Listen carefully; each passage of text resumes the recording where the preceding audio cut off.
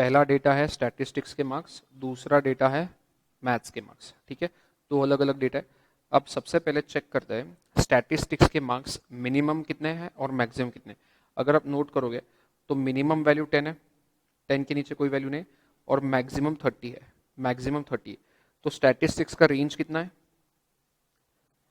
Maximum 30, minimum 10, तो 20 का range है। स्टैटिस्टिक्स का रेंज कितना है? 20, 10 से लेके 30। सेम मैथ्स के केस में भी मिनिमम मार्क्स 10 है और मैक्सिमम मार्क्स 30 है, तो यहाँ पे भी रेंज कितना आएगा? 20 आएगा। 30 माइनस 10 करोगे तो 20 आ जाएगा। मतलब जब हम लोग यहाँ पे क्लास इंटरवल्स बनाएंगे, स्टैटिस्टिक्स में क्लास इंटरवल बनाएंगे, हमें 10 से स्टार्ट करना है और मैक्सिमम 30 तक लेके चलना है।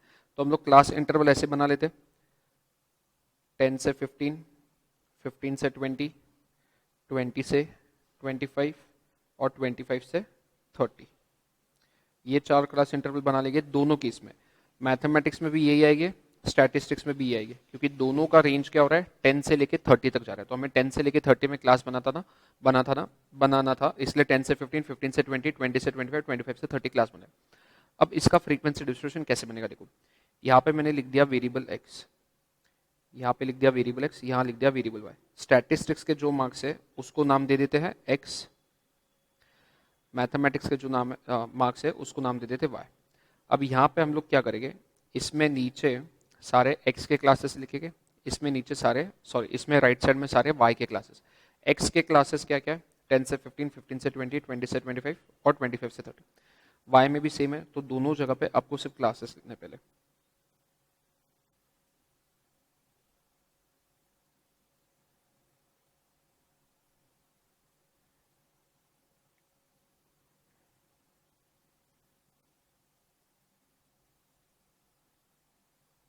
हमने यहाँ पे क्लासेस लिख दिया। अब हमें क्या करना है, एक एक डेटा को लेना है और उसको इन क्लासेस में डिस्ट्रीब्यूट करना है। जैसे सबसे मैं स्टैटिस्टिक्स की बात करें, स्टैटिस्टिक्स में सबसे पहला डेटा 10 है, तो 10 कौन से क्लास में आएगा? 10 से 15 में। तो यहाँ पे एक ऐसा सिंगल मार्क देना है, ठीक है, एक मार्क देना है। 12 जो है ये कौन से क्लास में आएगा? 10 से 15 में आएगा, तो यहाँ पे फिर से सिंगल मार्क दे दिया। 15 जो है, अब 15 ध्यान से देखो, 15 दोनों में आ रहा है, 10 से 15 भी और 15 से 20 भी। बट एक चीज याद रखना, जब मैं बोलता हूँ मेरा क्लास 10 से 15 है, तो ये एक्चुअली होता 10 से 14 ही है, क्योंकि अगला जो क्लास है वो 15 से स्टार्ट होता है और ये 19 तक जाता है। ये जो क्लास है ये 20 से स्टार्ट होता है, ये 24 तक जाता है। तो हर क्लास में ये जो लोअर लिमिट है ये इसमें इंक्लूडेड होती है, बट जो अपर लिमिट है वो इंक्लूडेड नहीं होती। तो 10 से 15 में 10 तो आएगा, 15 नहीं आएगा। 15 से 20 में 15 तो आएगा, 20 नहीं आएगा। 20 से 25 में 20 आएगा, 25 नहीं आएगा। ये क्लियर है सबको?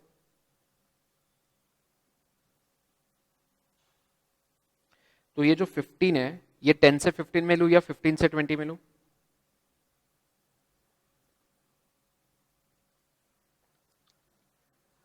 नहीं, मैंने वही बोला ना, 15 जो है 10 से 15 में लोअर लिमिट 10 तो आएगा, पर अपर लिमिट 15 नहीं आएगा। तो 10 से 15 में 15 नहीं आएगा। वैसे ही 15 से 20 में लोअर लिमिट, मतलब 15 लोअर लिमिट है, 15 से 20 का लोअर लिमिट 15 है, मतलब इसमें 15 आएगा, बट ये जो अपर लिमिट है ये नहीं आएगा, 20 नहीं आएगा। तो 15 किस में आएगा? 15 से 20 में आएगा। हाँ, तो 15 से 20 में एक टैली मार्क दे दो। अच्छा, क्वेश्चन का तो आप स्क्रीनशॉट ले ही रहे हो, एक बार सिर्फ सॉल्यूशन के लिए इतना टेबल अभी के लिए बना दो। ये जो सॉल्यूशन का मैंने रेड वाला टेबल बनाया, ये वाला, ये टेबल नोटबुक में बना लो फटाफट।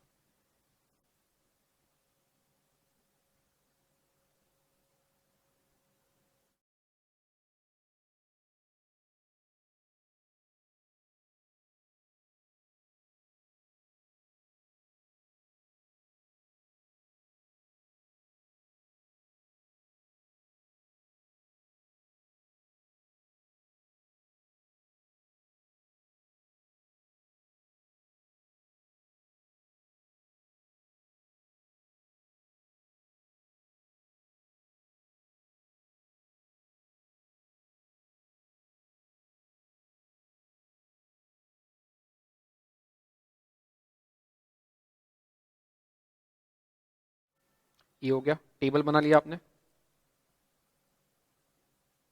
अब देखो यहाँ पे ये टेबल में अगर हम लोग सिंगल वेरिएबल जैसे हर बार अप्रोच करते थे, सिंगल वेरिएबल के हिसाब से अप्रोच करेंगे, तो हमने पहले 3 डेटा को तो यहाँ पे लिख दिया, पहले जो 3 डेटा है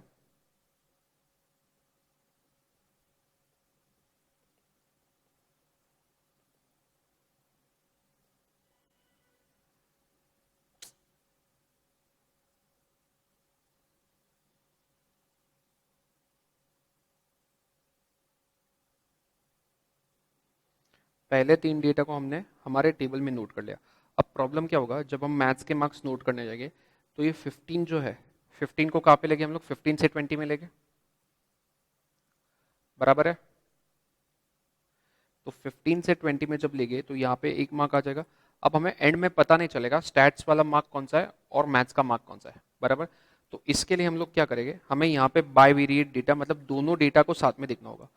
जो भी डेटा हम लोग मार्क करने वाले हैं उनको साथ में देखना है। अब इसको साथ में कैसे देखे देखो, तो बेसिकली ये जो पहला स्टूडेंट है उसको स्टैटिस्टिक्स में 10 मार्क्स है और मैथ्स में 15 मार्क्स है, तो उसका जो मार्क्स है वो क्या हो गया, 10,15 हो गया। स्टैटिस्टिक्स में 10 मार्क्स और मैथ्स में 15 मार्क्स। तो स्टैटिस्टिक्स में 10 मार्क्स मतलब कौन सा वाला क्लास आएगा, स्टैटिस्टिक्स में अगर 10 मार्क बोले तो 10 से 15 वाला, तो स्टैटिस्टिक्स में ये वाला क्लास। और मैथ्स में 15 मार्क्स है, मैथ्स में 15 है, तो मैथ्स में कौन सा क्लास, 15 से 20 ये वाला। तो हम लोग टैली मार्क कहाँ पे करेंगे, जो भी हम लोग मार्किंग करेंगे वो बेसिकली हमें यहाँ पे करनी होगी, 10 से 15 स्टैट्स में और 15 से 20 मैथ्स में। क्लियर है। अब इसके बाद वाला डेटा क्या है, इसके बाद वाला डेटा 12,17, तो अगला डेटा है 12,17। तो स्टैटिस्टिक्स में जाओ 12 में, तो स्टैटिस्टिक्स में 12 मतलब 10 से 15, ठीक है। और मैथ्स में जाओ 17 मतलब 15 से 20, तो वापस यही वाला क्लास आएगा, स्टैटिस्टिक्स में 10 से 15, मैथ्स में 15 से 20। अब थर्ड वाला डेटा देखो 15,29, थर्ड वाला डेटा है 15,29, मतलब स्टैटिस्टिक्स में 15 मतलब कौन सा क्लास, स्टैटिस्टिक में 15 मतलब ये वाला क्लास 15 से 20, और मैथ्स में 29 मतलब कौन सा क्लास 25 से 30। तो मतलब हमें टैली मार्क कहाँ पर करना है, स्टैटिस्टिक्स में ये वाला क्लास और मैथ्स में ये वाला क्लास, मतलब बेसिकली यहाँ करना है। क्लियर है, कैसे मार्किंग करना है समझ में आया, बाकी लोगों को समझ में आ रहा है। अब अगला जो होगा 10 से 30, 10,30, तो स्टैटिस्टिक्स में 10, मैथ्स में 30, मतलब यहाँ आ जाएगा पहले रो में लास्ट कॉलम, पहले रो में, क्योंकि स्टैट्स में 10 से 15 में आ रहा है और मैथ्स में 25 से 30 में आ रहा है, तो पहले रो में लास्ट कॉलम। क्लियर है, ऐसे सारे मार्किंग्स कर लो फटाफट।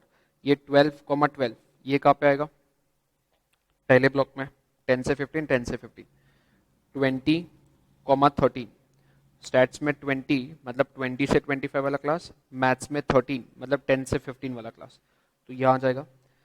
समझ में आ रहा है सबको पक्का, मैं भी फटाफट मार्किंग करूँ सारे।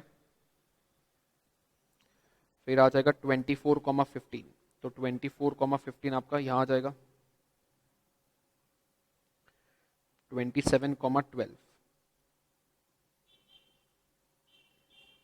28,14, 28,24, 28,24 यहाँ आ जाएगा 11 और 16, 11,16, 12,17, 12,17 का आएगा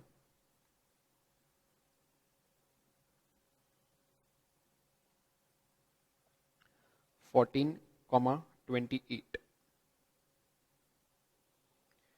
15,12,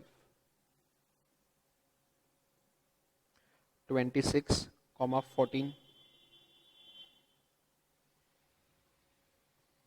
23,10,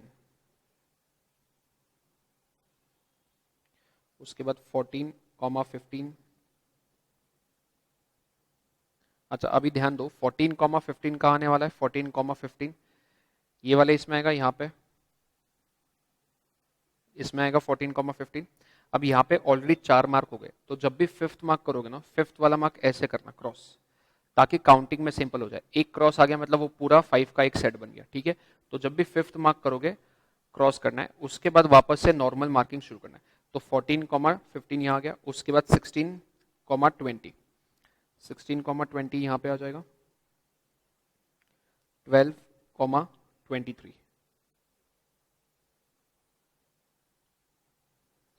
फिर 30,21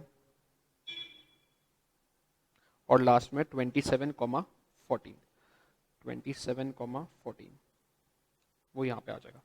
सारे मार्किंग्स हो गए, सारे मार्किंग्स हो गए। अब आपको सिर्फ लेना है टोटल। ये जो हमने मार्किंग्स किए हैं इन सब का आपको टोटल लेना है। अब टोटल कैसे लेना है इसका ध्यान दें।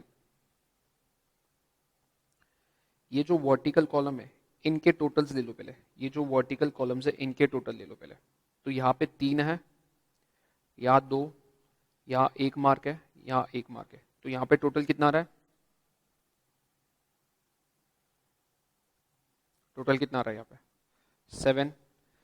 सारे वर्टिकल कॉलम्स ले लो। ये वाला जो है ये 5 है, यहाँ पे 1 है, यहाँ पे 1 है, इसका भी आ गया 7, यहाँ 1 है, 0 0 और यहाँ पे 2, तो यहाँ पे 3, यहाँ पे 2 0 नहीं सॉरी यहाँ पे 1 आएगा,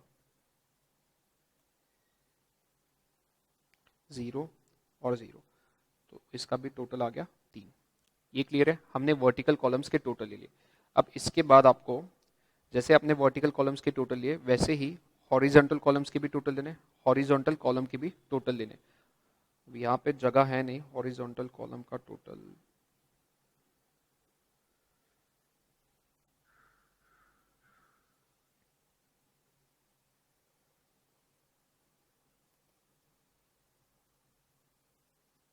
मैं हॉरिजॉन्टल कॉलम के टोटल लेफ्ट साइड में लिख रहा हूँ।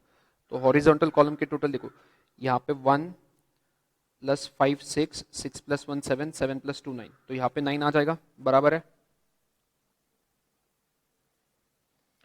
ऐसे सारे ले लो 1 2 3, यहाँ पे 3 आ जाएगा, 2 3, यहाँ पे भी 3 आ जाएगा, 3 और 2 5। ध्यान देना हमारे पास टोटल 20 डेटा पॉइंट्स थे, मैथ्स में भी 20, स्टैटिस्टिक्स में भी 20, दोनों में टोटल 20 डेटा पॉइंट्स थे। तो इसका टोटल ये 7733 का टोटल भी 20 आना चाहिए, 9335 का टोटल भी 20 आना चाहिए। जो हमारा 20 आ रहा है मतलब हमने सब सही किया है, सब करेक्ट किया, टोटल आ गया 20। यहाँ तक सब लिख लो, पूरा एक बार नोट कर लो यहाँ तक।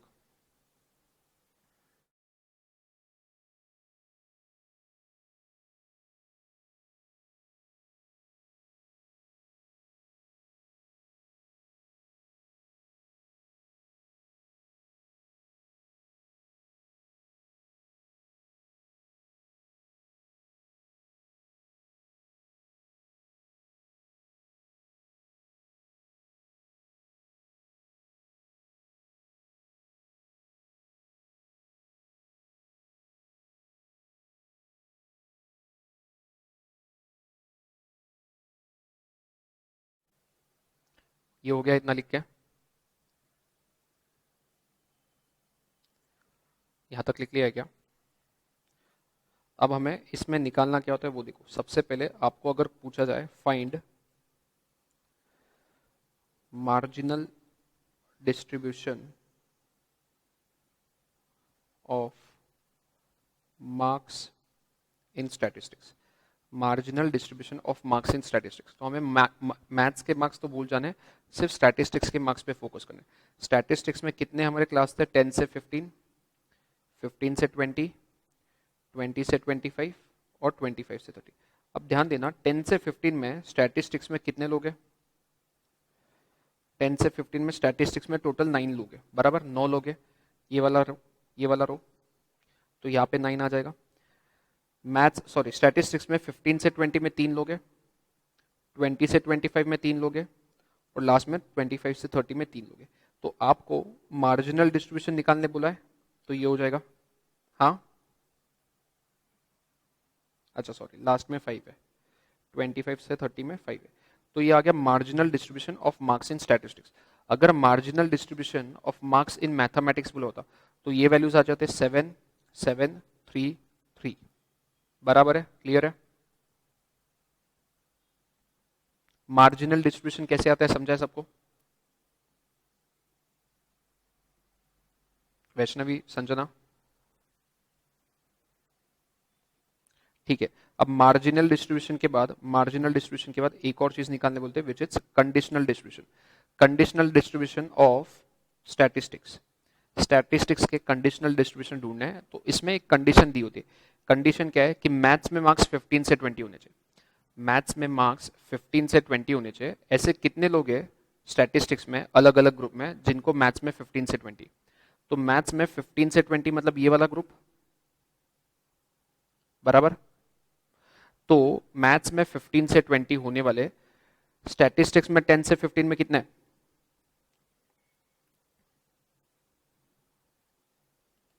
Conditional distribution of marks in statistics given that maths के मार्क्स आपके 15 से 20 होने चाहिए। तो वापस स्टैट्स में 10 से 15, 15 से 20, 20 से 25 और 25 से 30। अब मैथ्स में 25, 15 से 20, मैथ्स में 15 से 20 मतलब ये वाला कॉलम आ जाएगा। इसमें 10 से 15 में ये 5 लोग हैं तो 10 से 15 में 5 आ गया। 15 से 20 में स्टैट्स में ये एक लोग है तो ये आ गया। 20 से 25 में ये एक है, ये आ गया। 25 से 30 में ये 0 है, 0 आ गया। ये क्लियर है? अब 99% चांसेस है इसका क्वेश्चन आएगा नहीं, क्योंकि इतना लेंथी क्वेश्चन बनाना तो 3-4 मार्क्स के लिए देना पड़ेगा। 99% इसका क्वेश्चन आएगा नहीं, बट आ गया तो समझाए कैसे करना है। कुछ नहीं किया हमने, फ्रीक्वेंसी को अलग अलग क्लासेस में डिस्ट्रीब्यूट किया। तो ये हो गया बाइवेरिएट फ्रीक्वेंसी डिस्ट्रीब्यूशन। अब जो मेन क्वेश्चन आता है इस चैप्टर में, जो मेन क्वेश्चन आता है वो ये है। अब हमें कोरिलेशन निकालना है। चैप्टर क्या बोल रहा है? हमें कोरिलेशन निकालना है। जो भी दो डेटा सेट दिए उनमें कोरिलेशन निकालना है। तो कोरिलेशन निकालने के लिए अलग अलग मेजर्स होते हैं। मेजर्स ऑफ कोरिलेशन, इसमें सबसे पहला मेजर है स्कैटर डायग्राम। दूसरा मेजर है कार्ल पियर्सन कोएफिशिएंट। इसका और एक नाम है product moment coefficient, product moment coefficient. तीसरा जो कोएफिशिएंट है, तीसरा जो मेजर है कोरिलेशन का, वो है स्पीयरमैन्स कोएफिशिएंट। और फोर्थ वाला जो है कॉन्करेंट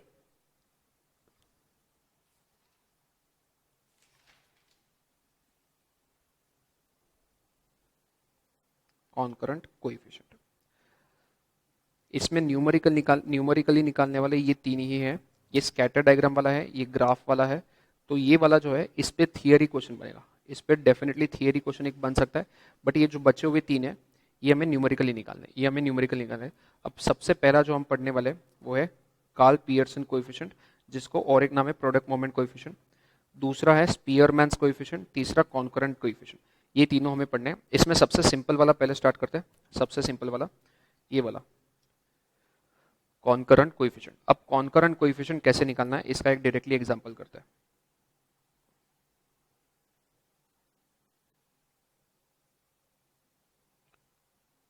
सबसे पहले तो कॉन्करेंट कोएफिशिएंट का फॉर्मूला लिख लो। अच्छा ये इतना नोट करो पहले कि 4 मेजर्स होते हैं।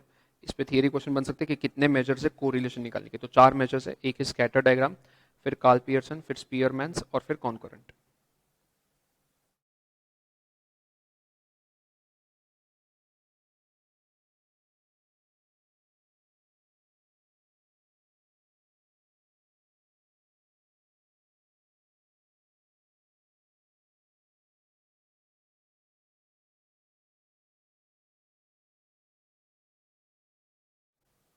ये हो गया। अब कॉन्करेंट डेविएशंस या फिर कॉन्करेंट कोएफिशिएंट का फॉर्मूला देखो। बहुत सिंपल फॉर्मूला है, plus minus under root plus minus 2c minus m upon m। अब इसमें m क्या होता है और c क्या होता है डायरेक्टली एग्जांपल से समझ रहे। ठीक है, हमें एक टेबल दिया होगा, एक डेटा दिया होगा, उससे हमें m और c फिगर आउट करना है। इस फॉर्मूला में m और c पुट करना है, आपका कॉन्करेंट कोएफिशिएंट आ जाएगा। तो सीधे एक एग्जांपल लेते हैं। आपके मॉड्यूल का एक एग्जांपल है 15.75। मॉड्यूल का एग्जाम्पल नंबर 15.75। इसमें जो डेटा, सब लोग 15.75 पे आ जाओ। पेज नंबर कौन सा है? Page number 17.24। Page number 17.24।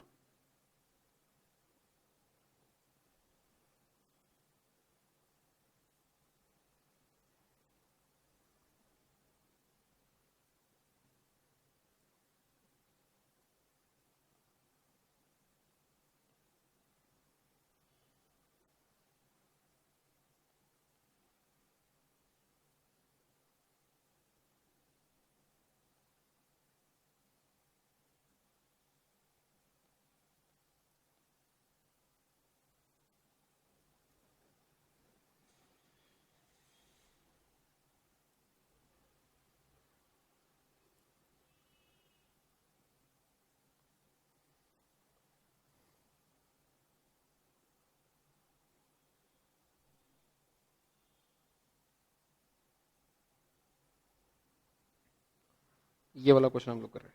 Question में क्या दिया है? Find the coefficient of concurrent deviation, मतलब कॉन्करेंट कोएफिशिएंट हमें निकालना है फ्रॉम द फॉलोइंग डेटा। यहाँ पे ईयर दिया है और ईयर के हिसाब से दो वेरिएबल है। पहला वेरिएबल प्राइस है, दूसरा वेरिएबल डिमांड है। प्राइस को हम लोग एक्स नाम दे देंगे, डिमांड को वाई नाम दे देंगे। तो यहाँ पे मैंने क्या किया, ऑलरेडी टेबल बना दिया है। प्राइस को मैंने यहाँ पे एक्स नाम दे देते, डिमांड को वाई नाम दे देते। ठीक है, ईयर सारे लिख दिए हैं मैंने।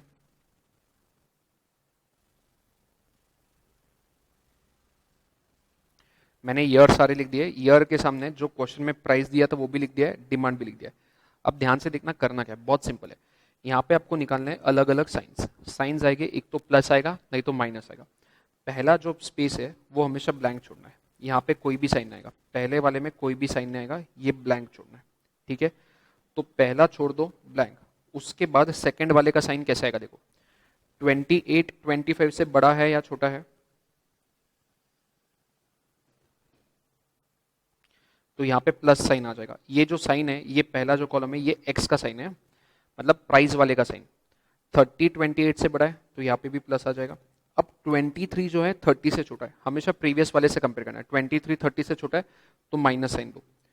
35 23 से बड़ा है तो प्लस साइन। इसके बाद क्या आएगा बोलो? फिर वापस प्लस। ये हो गया एक्स का। सेम करना है वाई के लिए, तो वाई के लिए मैंने यहाँ पे लिख दिया ये जो है साइन ऑफ वाई। ठीक है, पहला वाला ब्लैंक छोड़ो, दूसरा 34 35 से बड़ा है या छोटा है? माइनस, फिर प्लस, फिर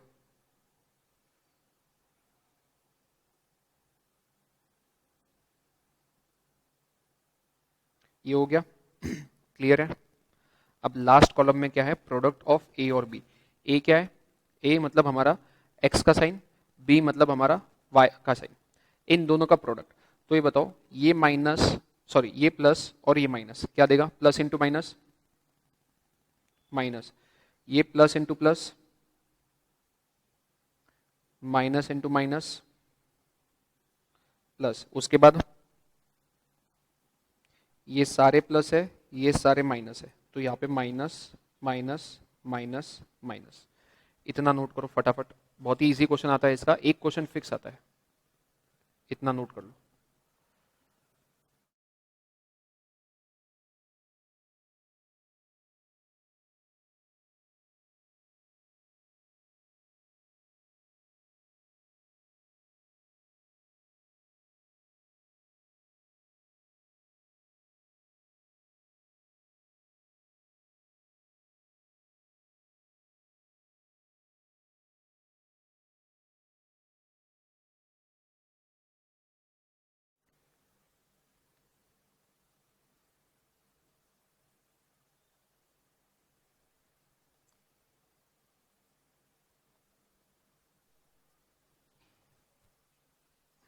हो गया?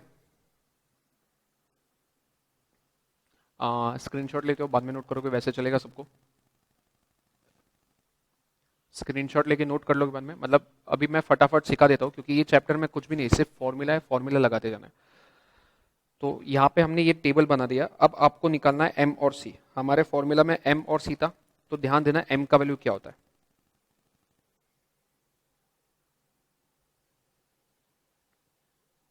यहाँ पे टोटल कितने साइंस आए हैं? एक नहीं नहीं, मतलब टोटल 2 3 4 5 6 7, टोटल 7 साइंस है। तो m का वैल्यू ले लो 7, m का वैल्यू 7। प्लस साइन कितने हैं? प्लस साइन 1 2, तो c का वैल्यू हो गया 2। बस और कुछ नहीं करना है। जो भी आपका प्रोडक्ट वाला लाइन है, जो भी आपका प्रोडक्ट वाला कॉलम है, लास्ट कॉलम, उसमें टोटल कितने साइंस आ रहे हैं? 7। तो m का वैल्यू 7। प्लस साइन कितने आ रहे हैं? पॉजिटिव साइन कितने आ रहे हैं? 2। तो c का वैल्यू 2। ये वैल्यूज आपको पुट करने हैं फॉर्मूला में। m का वैल्यू 7, c का वैल्यू 2। तो ये हमारा फॉर्मूला था। इसमें m का वैल्यू 7 और c का वैल्यू 2 पुट करते हैं।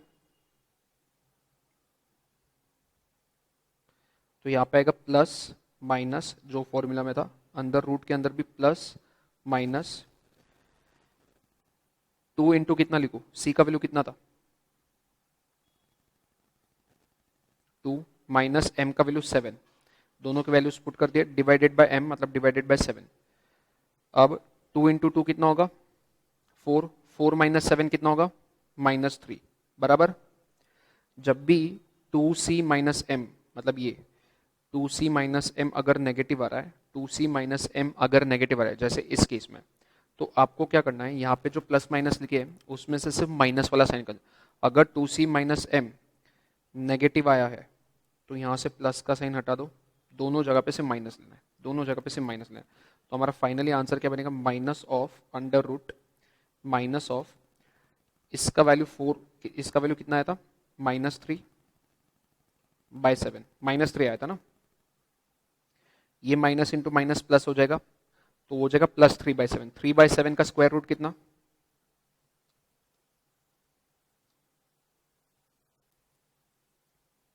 3/7 का स्क्वायर रूट कितना आ रहा है? बराबर 0.65 आ रहा है। तो ये माइनस है, तो -0.65, ये आ गया आपका कॉन्करेंट कोएफिशिएंट, -0.65। ध्यान दो, हम लोग ऐसा क्यों कर रहे हैं? यहाँ पे दोनों साइन है, प्लस और माइनस, अंदर भी दोनों साइन है, प्लस और माइनस, बट रूट के अंदर कभी नेगेटिव नंबर नहीं आना चाहिए। तो अगर ये इसका वैल्यू नेगेटिव आया, इसका वैल्यू नेगेटिव आया, तो हम लोग बाहर भी नेगेटिव साइन लेंगे ताकि वो नेगेटिव और नेगेटिव पॉजिटिव हो जाए। और अगर यहाँ पे नेगेटिव ले लिया तो यहाँ भी नेगेटिव लो। तो एक चीज याद रखना, अगर 2c माइनस m नेगेटिव है, अगर 2c माइनस m नेगेटिव है, तो आपको नेगेटिव साइन लेना है दोनों जगह पे, अंदर भी और बाहर भी। 2c माइनस m अगर पॉजिटिव है तो आपको दोनों जगह पे पॉजिटिव साइन लेना है। क्लियर है सबको? एकदम सिंपल क्वेश्चन है। एक क्वेश्चन आएगा फिक्स, सेम आएगा तो ऐसे आएगा, मतलब टेबल फॉर्मेट बनाना है। आपको सिर्फ m और c का वैल्यू फिगर आउट करना है। कैसे करोगे? दो वेरिएबल है, एक x एक y। x के सारे साइन लिख दो, y के सारे साइन लिख दो, सिर्फ पहला वाला जो ब्लैंक है, पहला वाला साइन वो जीरो वो ब्लैंक रखना है। क्योंकि हम लोग साइन निकालते कैसे? जैसे यहाँ पे ये प्लस साइन क्यों आया था? क्योंकि 28 और 25 को हमने कंपेयर किया था, 28 बड़ा है इसलिए प्लस साइन। इसका तो साइन निकाल ही नहीं सकते क्योंकि इसके ऊपर कोई नंबर ही नहीं कंपेयर करने के लिए, तो इसलिए पहला वाला जो है वो ब्लैंक रहेगा दोनों केस में, x में भी और y में भी। उसके बाद सिर्फ अगले नंबर को प्रीवियस नंबर से कंपेयर करो, बड़ा है तो प्लस साइन, छोटा है तो नेगेटिव साइन, और लास्ट में दोनों का प्रोडक्ट ले लो। तो ये वाला जो कॉलम है, लास्ट कॉलम, ये दोनों का प्रोडक्ट आ जाएगा। इसमें जितने नंबर ऑफ साइन है वो m हो जाएगा, जितने पॉजिटिव साइन है वो c हो जाएगा। किसी को इसमें डाउट है?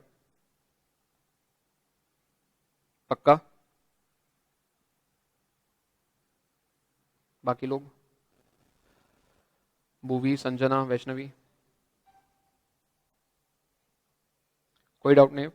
चलो, ये हमारा हो गया कॉन्करेंट डिवीजन। कॉन्करेंट डिवीजन में यूजुअली क्वेश्चन ऐसे टाइप का ही आता है। एक आध इसमें नया कोई क्वेश्चन है वो हम लोग एंड में डिस्कस करेंगे, बट अभी एक नया डिवीजन है। हमने कॉन्करेंट पढ़ लिया,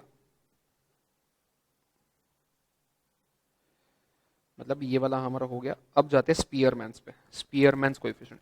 इस ये भी डिफिकल्ट है, नहीं फॉर्मूला थोड़ा बड़ा है। कार्ल पियर्सन भी डिफिकल्ट कुछ नहीं, सिर्फ फॉर्मूला थोड़ा बड़ा है। इसका फॉर्मूला सबसे छोटा है, इसका थोड़ा सा बड़ा है, इसका उससे और थोड़ा बड़ा है। अब स्पीयरमैन्स का सबसे पहले तो फॉर्मूला, फॉर्मूला देखने से पहले एक बार क्वेश्चन कैसे आएगा वो देख लेते हैं, और क्वेश्चन में निकालना क्या क्या है वो देख लेते हैं। इसका भी कंसेप्ट बहुत सिंपल है, बहुत ही ज़्यादा बेसिक क्वेश्चन है, आपको कुछ भी नहीं करना है, रैंक देने अलग अलग।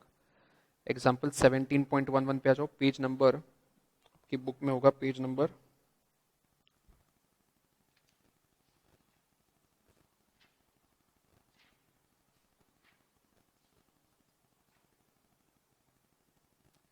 17.21, पेज नंबर 17.21 पे जो क्वेश्चन है वो करने वाले हम लोग।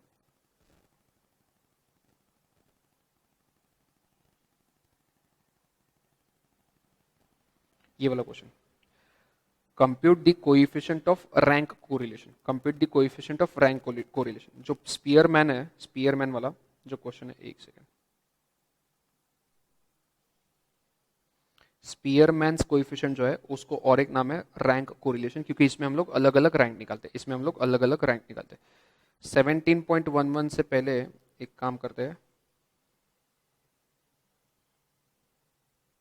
इसके ऊपर वाला एग्जांपल कर लेते हैं एक बार, सब लोग आ जाओ 17.09 वाला, 17.9 वाला एग्जांपल, 17.9,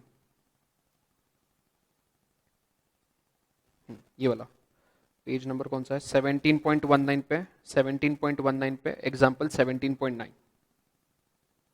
आ गए सब लोग? अब यहाँ पे देखो क्या बोले, compute the coefficient of rank correlation, rank correlation मतलब स्पीयरमैन वाला कोरिलेशन, स्पीयरमैन्स रैंक कोरिलेशन। इसको रैंक कोरिलेशन क्यों बोलते हैं, क्योंकि इसमें हम लोग अलग अलग रैंक देने वाले दोनों वेरिएबल को। तो यहाँ पे हमारे दो वेरिएबल्स है, सेल्स और एडवर्टाइजमेंट। सेल्स को मैंने नाम दे दिया x, एडवर्टाइजमेंट को मैंने नाम दे दिया y। तो सेल्स के जो जो वैल्यूज है वो x में लिख दिए मैंने यहाँ पे, ये देखो, और एडवर्टाइजमेंट के जो जो वैल्यूज थे उनको यहाँ लिख दिया y में। अब आपको क्या करना है, पहले तो डिफाइन करना है रैंक ऑफ x, x का रैंक आपको डिफाइन करना है। तो इसमें क्या करना है, सबसे हाईएस्ट नंबर कौन सा है x में, x वाले कॉलम में सबसे हाईएस्ट नंबर कौन सा है,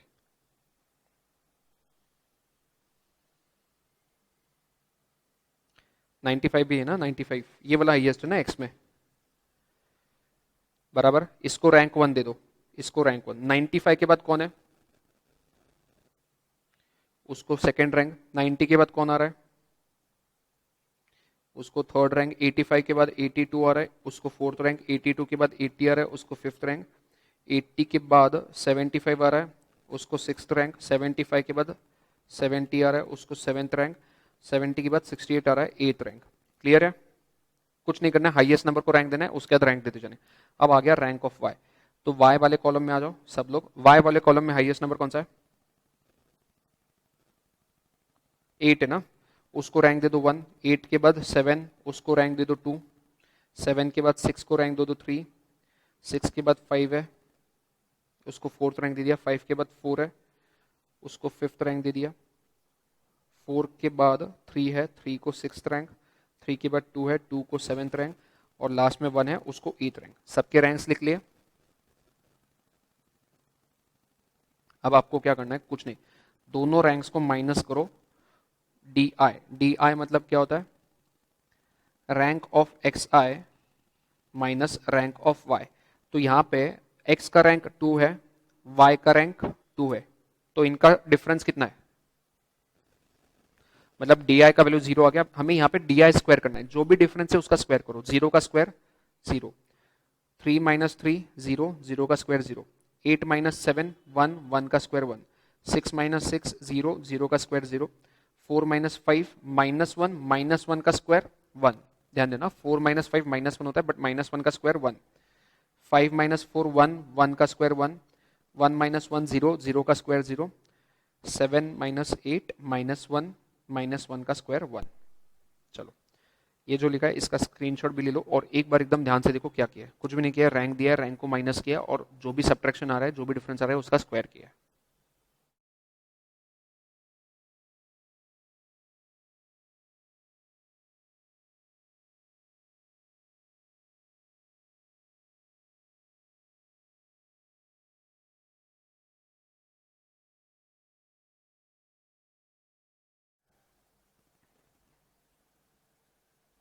ये हो गया,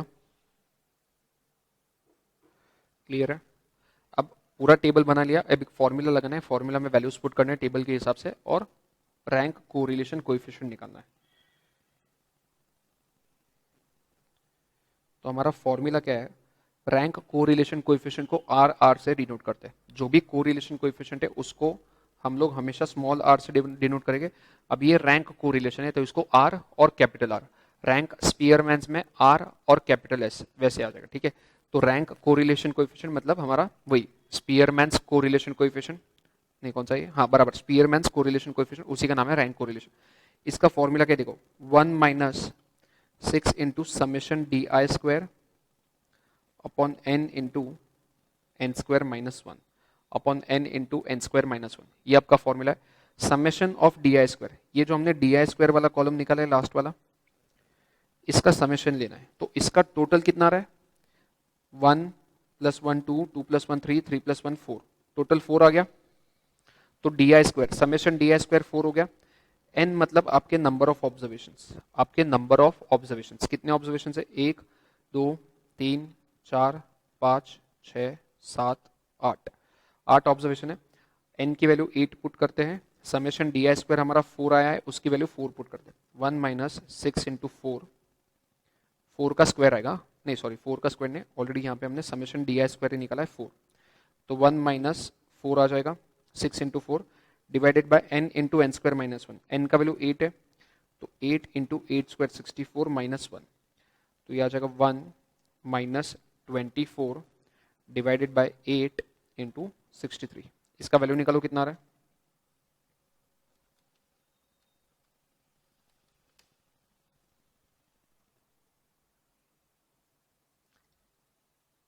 .0456, पॉजिटिव या नेगेटिव,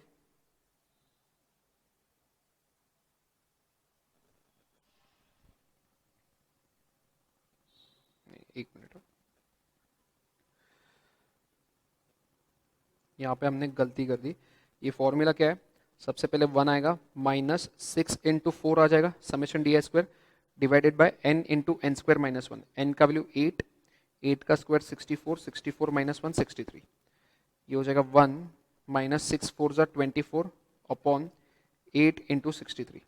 सबसे पहले इसको कैलकुलेट करो, ये वाला टर्म, तो ये कितना आ रहा है,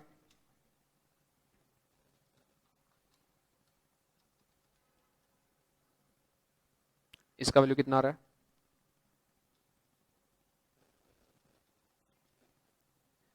0.0476। हमें क्या करना है, इवेंचुअली 1 माइनस ये जो भी वैल्यू आया वो करना है, तो ये जाएगा m माइनस पे 1 जाएगा m प्लस में mr से, कितना आया 0 पॉइंट, फाइनली आंसर कितना आ रहा है,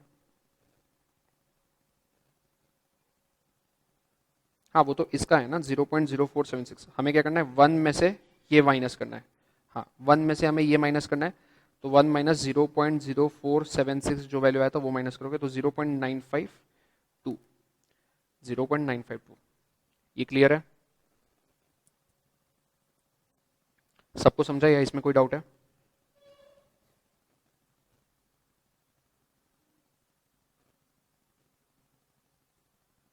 सब लोग को समझा है। चलो एक और क्वेश्चन करते हैं ऐसा,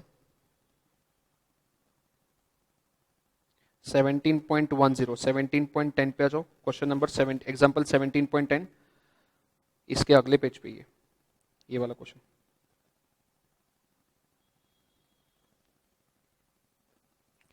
compute rank correlation from the following data, rank correlation मतलब वो स्पीयरमैन वाला, अलग अलग रैंक देना वो, ठीक है। सीरियल नंबर ऑफ कैंडिडेट्स दिए 1 2 3 4 5 6 7 8 9 10, और दो वेरिएबल्स के हमारे, रैंक बाय जज ए, रैंक बाय जज बी, दो वेरिएबल्स है हमारे, रैंक बाय जज ए, रैंक बाय जज बी। तो हम लोग क्या करेंगे, यहाँ पे ऐसा टेबल बना देंगे, हमारा सीरियल नंबर लिखेंगे, उसके सामने एक्स का रैंक, उसके सामने वाई के रैंक सारे लिखने, ठीक है।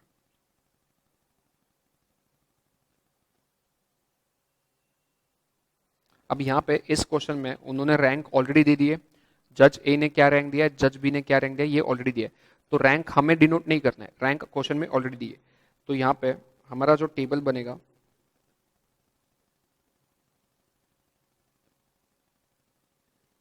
पहले तो सीरियल नंबर आ गया, रैंक बाय जज ए, रैंक बाय जज बी, यहाँ पे हम लोग निकालेंगे D I square. D I square कैसे आता है, दोनों रैंक को माइनस करो और उसका स्क्वायर करो, कितने टोटल है, 10 ऑब्जर्वेशन है,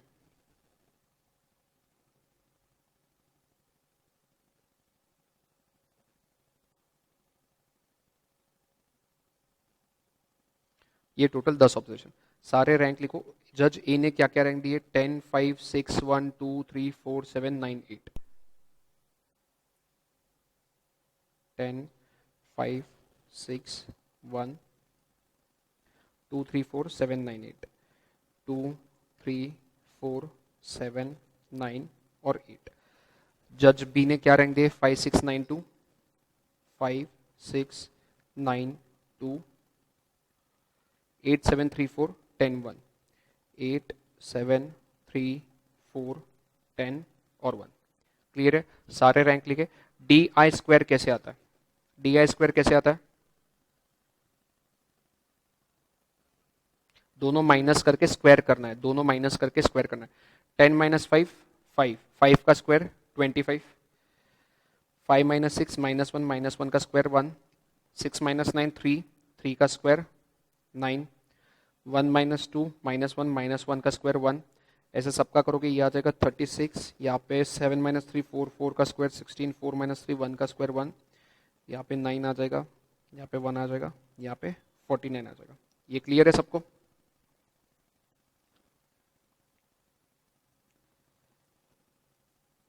सारे रैंक्स को माइनस करो और उनका स्क्वायर करो तो डी आई स्क्वायर आ जाएगा। अब डी आई स्क्वायर का हमें क्या करना है? इसका क्या करना है? सम लेना है, क्योंकि हमारे फॉर्मूला में summation of D I square आता है। तो इसका सम कितना आ रहा है चेक करो।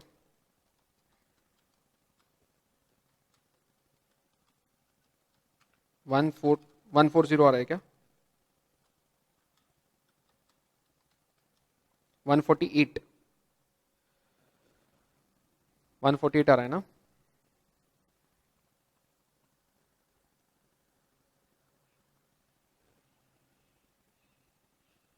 कितना आ रहा है सम? 148 आ गया सम। अब फॉर्मूला लगाते हैं। हमारा फॉर्मूला क्या है? Rank correlation is given by 1 minus 6 into summation di square upon n into N square minus 1। हमारे इसमें n कितना था? नंबर ऑफ कितने ऑब्जर्वेशन थे? सीरियल नंबर 10 थे, मतलब 10 ऑब्जर्वेशन है, तो n का वैल्यू 10 आ जाएगा। तो ये हो जाएगा 1 minus 6 into D I square. Summation of D I square 148 है, तो 148 नीचे आ जाएगा 10 इंटू 10 स्क्वायर 100 माइनस 1। सबसे पहले इसका वैल्यू निकालते हैं। कितना आएगा चेक करो।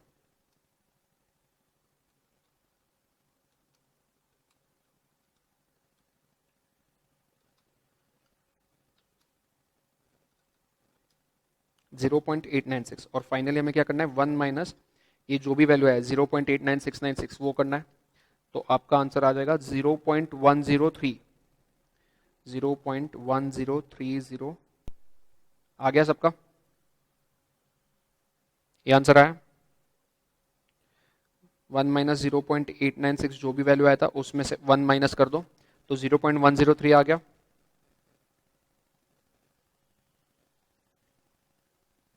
सिंपल है। देखो ये क्वेश्चन में क्या हो रहा था, ये जो दो क्वेश्चन हमने किए दोनों क्वेश्चन में क्या हो रहा था, हमारे रैंक्स कभी रिपीट नहीं हो रहे। रैंक कभी रिपीट नहीं होते।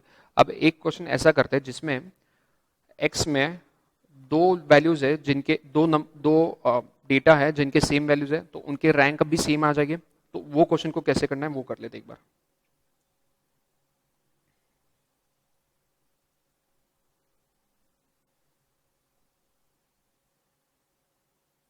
अब आ जाओ एग्जाम्पल 17.11 पे। एग्जाम्पल 17.11 पे सब लोग आ जाओ।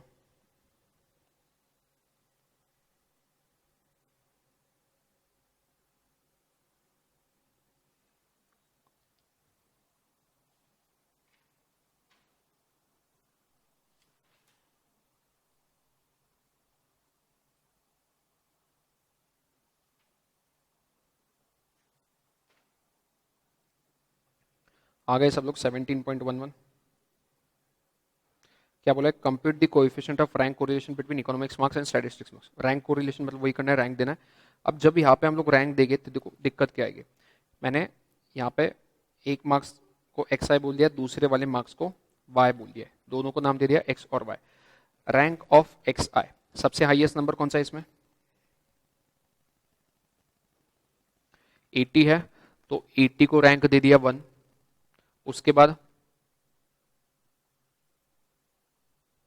80 के बाद कौन है? 62 है।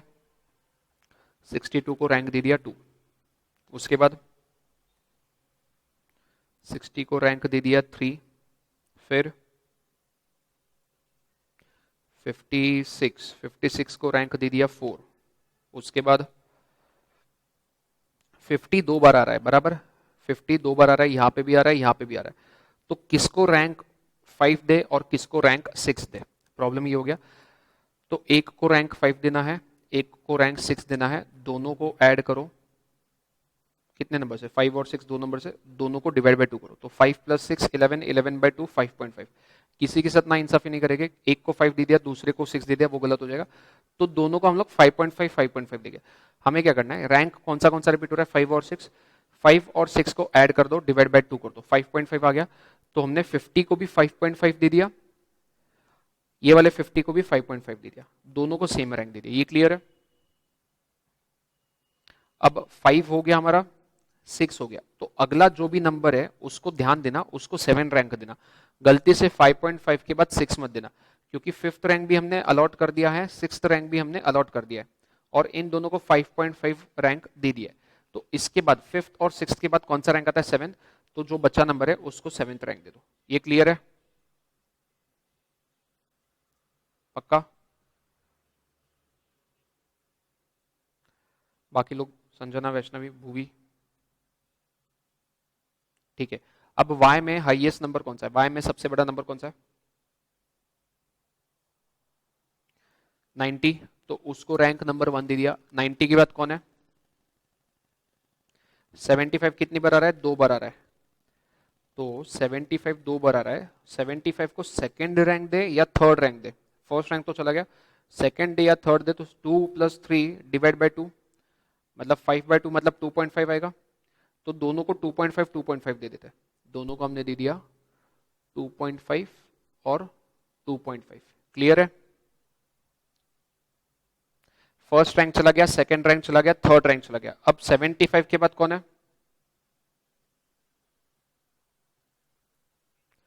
65 3 बार है, तो 65 को कौन सा रैंक आने वाला है? 4th रैंक, 5th रैंक और 6th रैंक, तो 65 को 4th, 5th और 6th रैंक आने वाला है। 4 प्लस 5 प्लस 6, पर यहाँ पे 3 नंबर ऐड हो रहे, तो 3 से डिवाइड करो, तो कितना आ रहा है? ये 5 आ रहा है। तो 65 को बेसिकली हमें 65 जितने भी है सबको 5th रैंक देना है, 5 5 और 5। अब बचा कौन? सिर्फ 50। 50 को कौन सा रैंक दूं मैं? हाँ, 7th, क्योंकि देखो यहाँ पे 4th रैंक चला गया, 5th रैंक भी चला गया, 6th रैंक भी चला गया, बचा क्या अभी? 7th रैंक, तो नेक्स्ट 50 को 7th रैंक दे दिया।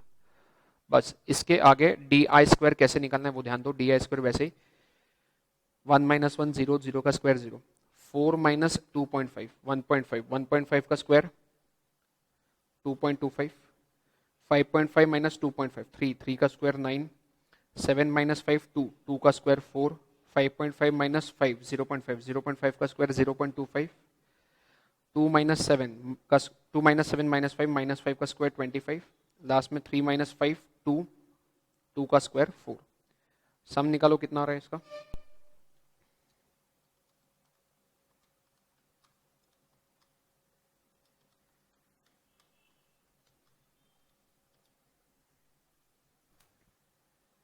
फोर पॉइंट फोर 44.5, तो समेशन डी आई स्क्वायर आ गया 44.5। अब इसका जो फॉर्मूला है जहां पे रैंक रिपीट होता है, इसके फॉर्मूला में थोड़ा चेंज है। फॉर्मूला देखो एक बार क्या है, रैंक ऑफ मतलब कोरिलेशन रैंक 1 माइनस 6, तो वैसा ही है। ब्रैकेट में हमारा क्या आता था? समेशन डी आई स्क्वायर आता था, यहाँ पे थोड़ा चेंज है, यहाँ पे आ जाएगा समेशन डी आई स्क्वायर तो आएगा, बट डी आई स्क्वायर के साथ साथ एक और एक टर्म आएगा, plus summation of M cube minus M, summation of M cube minus M divided by 12, और ये डिवाइड होगा वापस n into N square minus 1। तो हमारा जो ओरिजिनल फॉर्मूला था वो ऑलमोस्ट सेम है, सिर्फ एक एडिशनल टर्म आया उसमें, वो हमारा ये है summation of M cube minus M divided by 12। ये जो बाकी बचा हुआ टर्म है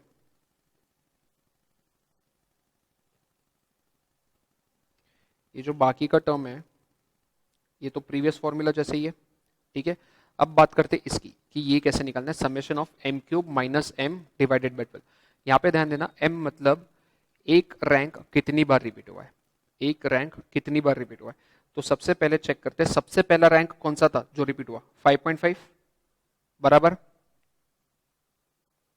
5.5 कितनी बार रिपीट हुआ था, दो बारी। तो 5.5 के लिए m का वैल्यू हो जाएगा 2। एक काम करते हैं इसको,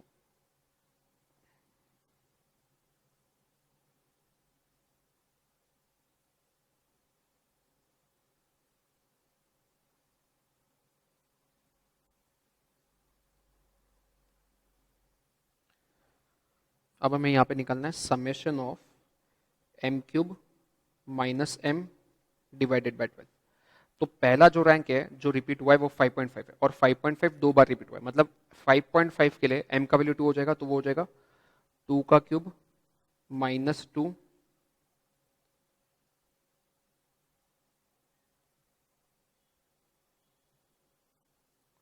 डिवाइडेड बाई 12 प्लस प्लस क्यों किया, क्योंकि यहाँ पे समेशन है, यहाँ पे समेशन है। अब अगला अगला रैंक कौन सा है जो रिपीट हो रहा है 5.5 के बाद, ये 2.5 है जो दो बार रिपीट हो रहा है, तो वापस वही आएगा 2 का क्यूब माइनस 2 डिवाइडेड बाई 12। इसके बाद कौन सा रैंक है 5 5 5 5 कितनी बार रिपीट हो रहा है, 3 बार, तो 3 का क्यूब माइनस 3 डिवाइडेड बाई 12। अब यहाँ पे हर जगह पे डिवाइडेड बाई 12 है, तो एक काम करते कॉमन डिनोमिनेटर लिख देते डिवाइडेड बाई 12 और बीच में इनके प्लस साइन आएगा। इसका वैल्यू कितना होगा 6, ये भी हमारा 6 हो जाएगा, तो 6 प्लस 6 प्लस ये कितना होगा, तो 6 प्लस 6 प्लस 24 36 आया। 36 को एंड में डिवाइड करो इस 12 से, तो डिवाइड बाय 12। तो ये पूरे टर्म का वैल्यू कितना आया 3 आया, पूरे टर्म का वैल्यू 3 आया। फॉर्मूला में बस वैल्यूज पुट करो अभी,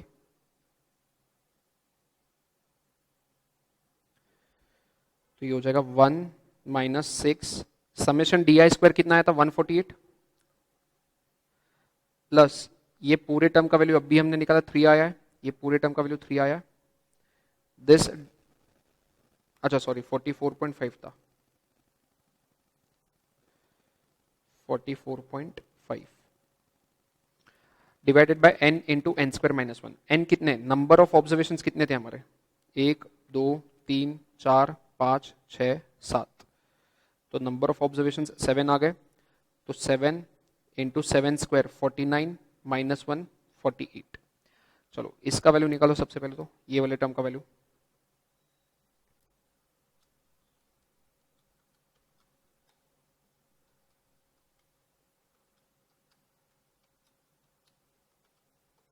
zero point eight four eight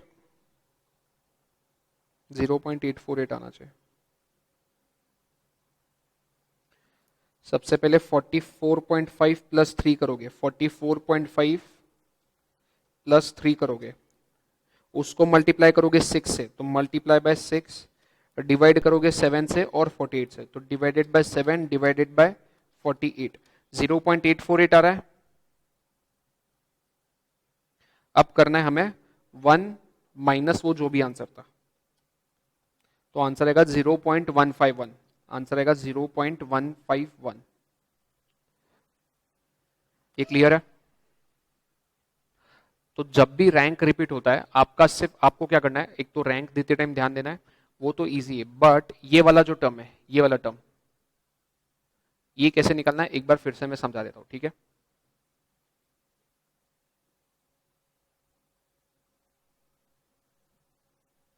let's say हमारा जो रैंक ऑफ एक्स था और रैंक ऑफ वाई था, रैंक ऑफ एक्स ऐसे आए 1 2 आया, इसको थर्ड रैंक, इसको फोर्थ रैंक, फिर आया हमारा 5.5 5.5 सिक्स्थ रैंक, नहीं सिक्स नहीं सेवेंथ आएगा इसके बाद।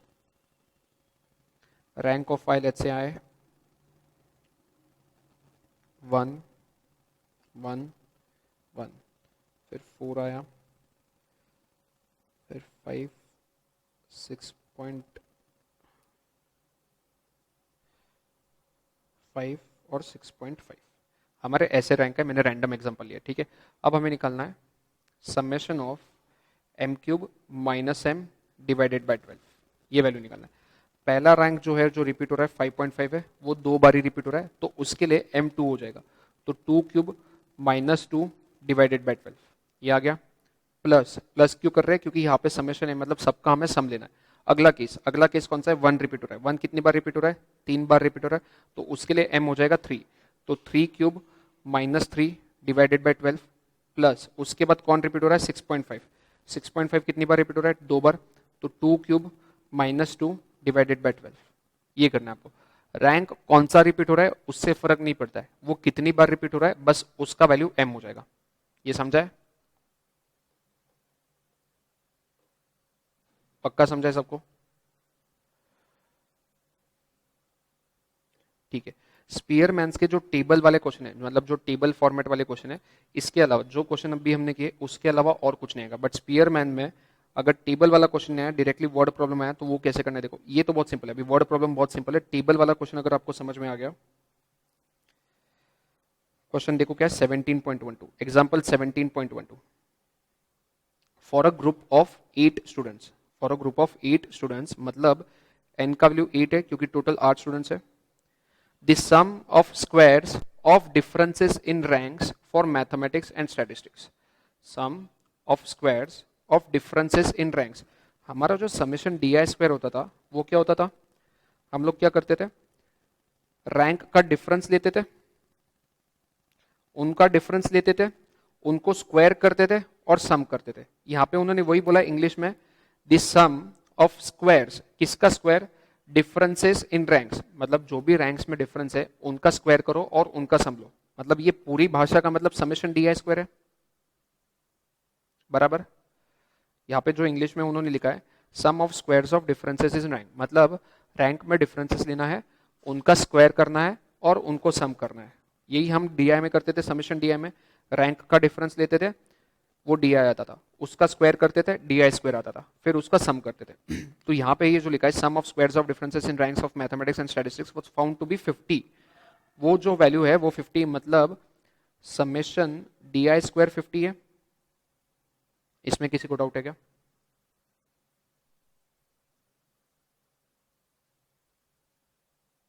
संजना वैष्णवी भूवी समझा है मैंने क्या बोला, भूवी आपको ठीक है। उन्होंने सिर्फ इंग्लिश में उसको लाया sum of square of differences in rank, rank का डिफरेंस लो, उसका स्क्वायर करो, उसका सम करो, उसी को हम समेशन डी आई स्क्वायर बोलते हैं। उसका वैल्यू उन्होंने 50 दिया। आपको निकालना है रैंक कोरिलेशन कोएफिशिएंट, बहुत सिंपल है। रैंक कोरिलेशन कोएफिशिएंट का फॉर्मूला है 1 minus 6 into summation D I square upon N into N square minus 1। सारे वैल्यूज पुट करो, 1 minus 6 into summation D I square 50 बोला है, एन उन्होंने 8 बोला है, तो 8 का स्क्वायर 64, 64 माइनस 1 63। कितना आ रहा है आंसर,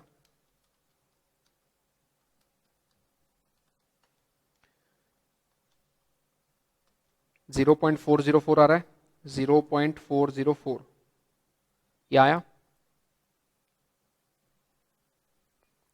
तो ये वर्ड प्रॉब्लम जो है ना, ऐसे क्वेश्चन आने के चांसेस बहुत ज्यादा है। ये ज्यादा सिंपल है, बट वो जो टेबल वाला क्वेश्चन है वो हमने प्रैक्टिस इसलिए किया क्योंकि वो डायरेक्टली क्वेश्चन एग्जाम में आएगा तो हम लोग को याद नहीं रहेगा कैसे करना है। उसको 2-3 बार प्रैक्टिस करो ताकि समझ में आ जाएगा। पहले रैंक निकालना है, फिर रैंक का डिफरेंस लेना है, फिर उनका स्क्वायर करना है। ये हो गया वर्ड प्रॉब्लम वाला पहला क्वेश्चन। इसके बाद अगला क्वेश्चन पढ़ो। For a number of towns, the coefficient of rank correlation between the people living below the poverty line and increase of population is 0.5। मतलब रैंक कोरिलेशन कोएफिशिएंट हमें 0.5 दे दिया है, मतलब आर का वैल्यू दे दिया है 0.5, ठीक है।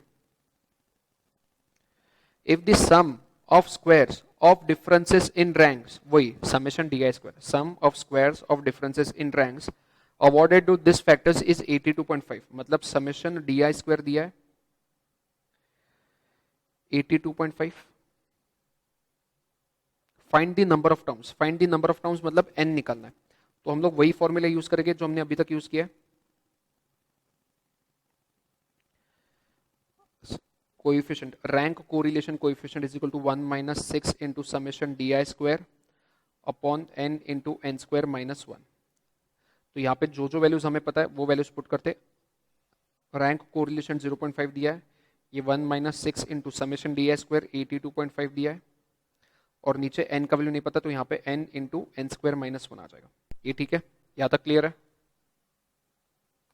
अब क्या करोगे, सबसे पहले तो ये 1 को यहाँ शिफ्ट कर दो, तो 0.5 माइनस 1 हो जाएगा। 0.5 माइनस 1 कितना होता है, माइनस 0.5। राइट साइड में क्या बचा, minus 6 into 82.5 divided by n into N square minus 1। दोनों साइड में minus minus sign cancel out हो जाएगा। ये n into N square minus 1 को यहाँ शिफ्ट कर दो और 0.5 को यहाँ शिफ्ट कर दो, तो n into N square minus 1 is equal to 6 into 82.5 495, और ये डिवाइडेड बाय 0.5, ये 0.5 यहाँ आ गया, तो n into N square minus 1 is equal to कितना, 990 आ गया। अब यूजुअली इसके बाद आपको क्या करना है, इसके बाद कुछ नहीं, जो भी ऑप्शंस दिए हैं n के वैल्यूज वो पुट करने हैं और उसको सॉल्व करना है, वो पुट करना है और उसको सॉल्व करना है। आपको चेक करना है कौन सी n की वैल्यू के लिए 990 आ रहा है, कौन से n की वैल्यू के लिए 990 आ रहा है। यहाँ से अगर क्यूबिक इक्वेशन बनाओगे, उसको सॉल्व करोगे, बहुत ज्यादा लेंथी हो जाएगा। हमें क्या करना है, जो भी n के वैल्यूज दिए उसको पुट करके ट्राई करना 990 क्या आता है। तो यहाँ पे तो ऑप्शंस नहीं थे क्योंकि ये सॉल्व एग्जाम्पल है, एग्जाम में ऑप्शंस हो गए। यहाँ पे उनका n का वैल्यू देखो कितना है, 10। चेक करते हैं n इक्वल टू 10 के लिए सही आता है क्या, 10 इंटू 10 स्क्वायर इज 100 माइनस 1, तो ये 10 इंटू 99 ये आ जाएगा 990। ठीक है, तो यहां तक एक बार पहुंच गए आप लोग। उसके बाद आपको n के वैल्यूज पुट करने हैं ऑप्शन से और चेक करना है 990 कैसे आता है। समझाइए क्वेश्चन, किसी को डाउट है इसमें?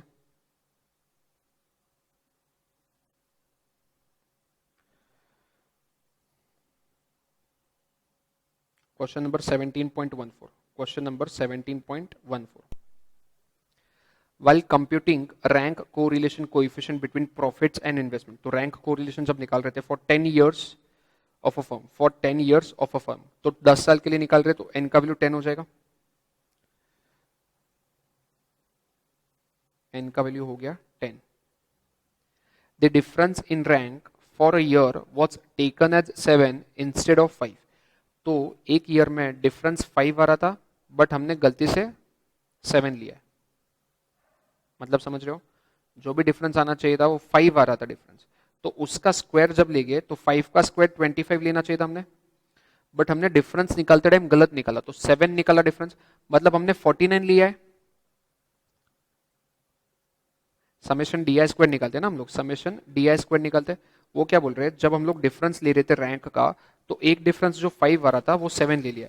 अगर डिफरेंस 5 आ रहा था तो उसका स्क्वायर 25 लेना चाहिए था, बट हमने डिफरेंस 7 लिया है तो हमने 49 लिया है। मतलब तो आपने 49 जो लिया है वो गलत है, 25 जो लेना चाहिए था वो सही है। यहां तक कितना समझा है? And the value of rank correlation coefficient was computed as 0.8। मतलब हमने जो वैल्यू निकाला है, जो गलती करके हमने वैल्यू निकाला है, हमने ये 49 लिया तो गलत किया, ये गलत करने पे जो वैल्यू आया है आर का वो कितना आया, 0.8। कितना आया, 0.8। What would be the correct value of rank correlation coefficient after rectifying the mistake. तो अगर हम लोग मिस्टेक नहीं करते तो कितना आता, चलो चेक करते कैसे सॉल्व करना है। कुछ नहीं, फॉर्मूला लगाना है। आर आर का फॉर्मूला क्या है,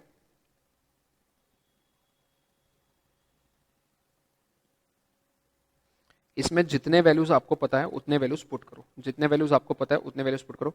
आर आर का वैल्यू उन्होंने दिया है 0.8, ये गलत वाला है, यही गलत वाला है, तो 0.8 इक्वल टू 1 माइनस 6 इंटू, क्या हमें समेशन डी आई स्क्वायर पता है? क्या हमें समेशन डी आई स्क्वायर पता है कि ये वाला वैल्यू नहीं पता है?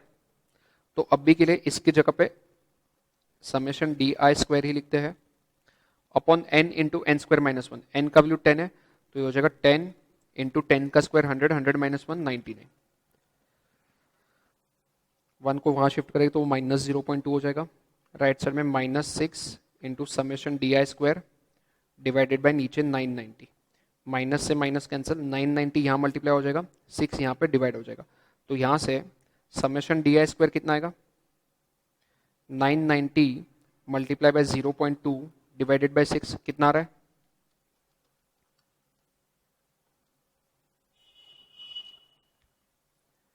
कितना आ रहा है, 33। समेशन डी आई स्क्वायर आया 33। बट मुझे एक बात बताओ, ये जो हमने यहाँ पे रैंक कोएफिशिएंट लिया था 0.8, ये 0.8 जो है वो गलत वाला रैंक कोएफिशिएंट है, मतलब ये जो 33 आया है ये गलत वाला है, गलत वाला सम है, बराबर। इस गलत वाले सम में हमारे से गलती क्या हुई है, हमने गलती से 49 ले लिया था बट हमें 25 लेना था। तो हमारा जो 33 आया है उसमें से पहले जो 49 हमने ऐड किया था उसको तो निकाल दो, जो गलती हमने की उसको सुधारो कि -49 कर दिया, क्योंकि 49 हमने गलत लिया था उसको निकाल दो, और जो सही वाला हमसे मिस आउट हो गया था 25 उसको वापस ऐड कर दो। तो हमें नया समेशन डी आई स्क्वायर मिल जाएगा, इसका वैल्यू कितना आ रहा है, 9 आ रहा है। मतलब correct summation D I square कितना है, करेक्ट वाला 9 है, बराबर। यहां तक किसी को डाउट है क्या, या फास्ट हो रहा है बहुत?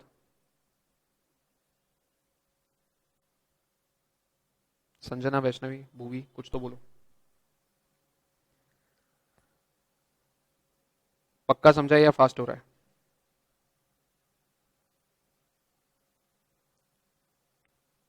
बोलो।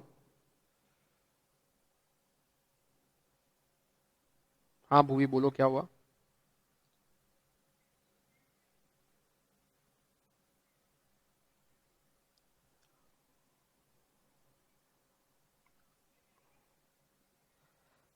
मैं रिकॉर्ड तो करके रख रहा हूँ, मैं रिकॉर्ड करके रख रहा हूँ, तो मैं दोपहर तक यूट्यूब पे डाल दूंगा ये वीडियो। ठीक है, संजन आपको समझाइए।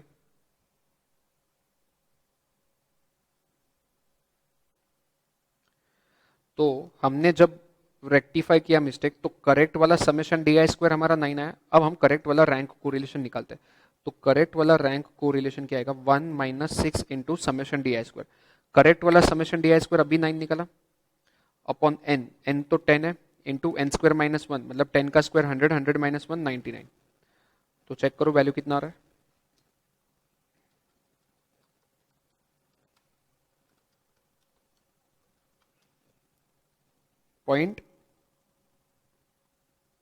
0 पॉइंट कितना आ रहा है, 0.945 आ रहा है। तो ये वाला हो गया correct correlation, correct rank correlation.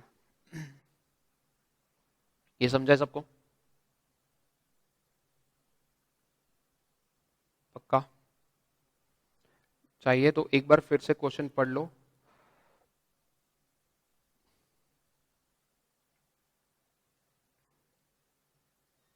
हमने सिर्फ एक गलती की थी, जो 5 था डिफरेंस, उसकी वजह 7 लिया था। हम लोग समेशन डी आई का स्क्वायर लेते हैं, तो 5 का स्क्वायर लेना चाहिए था, मतलब 25 लेना चाहिए था, बट हमने गलती से 49 लिया। तो हमने क्या किया, गलत वाला रैंक कोएफिशिएंट यूज किया, उससे गलत वाला समेशन डी आई स्क्वायर निकला। गलत वाले समेशन डी आई स्क्वायर में हमने सारे रेक्टिफिकेशन किए, मतलब जो गलत वाला था उसको माइनस किया, जो सही वाला है उसको ऐड किया। तो वहां से हमें सही वाला समेशन डी आई स्क्वायर मिला, वो 9 आया। सही वाला समेशन डी आई स्क्वायर 9 आया, उसको फॉर्मूला में पुट कर दिया तो सही वाला रैंक कोरिलेशन आ गया। तो हमारा आंसर कितना है, 0.95। उनका चेक करो कितना है, 0.95। क्लियर है? तो 3 हमें कोएफिशिएंट पढ़ने थे, कार्ल पियर्सन, उसके बाद स्पीयरमैन्स रैंक कोरिलेशन, और उसके बाद कॉनकरेंट। कॉनकरेंट वाला हमने सबसे पहले पढ़ा, जिसमें plus minus plus minus plus minus ऐसे साइन देने होते हैं। उसके बाद हमने रैंक कोरिलेशन, जिसको स्पीयरमैन्स रैंक कोरिलेशन बोलते हैं, उसमें हम लोग अलग अलग रैंक्स देते हैं। ये दो हमने पढ़ लिए, ये दो काफी इजी थे। सिर्फ कार्ल पियर्सन जो है उसमें फॉर्मूला थोड़ा बड़ा है, वो भी बहुत सिंपल है, और उसके भी टेबल वाले क्वेश्चंस कभी नहीं आते, बट हमें प्रैक्टिस करने के लिए एक बार टेबल वाला क्वेश्चन करना पड़ेगा, उसी में प्रॉब्लम है। टेबल वाले क्वेश्चन में फॉर्मूला याद रखना मुश्किल है। बाकी जो वर्ड प्रॉब्लम्स, जैसे अभी हमने वर्ड प्रॉब्लम्स किए, वैसे क्वेश्चंस तो तीनों कोएफिशिएंट में बहुत सिंपल है। सिर्फ टेबल वाले क्वेश्चन जो है कार्ल पियर्सन के, उसमें फॉर्मूला में थोड़ा सा आपको डाउट आ सकता है कि इतना बड़ा फॉर्मूला लर्न कैसे करें। तो आज शाम को, अभी आपका इको का लेक्चर कितने से कितना है?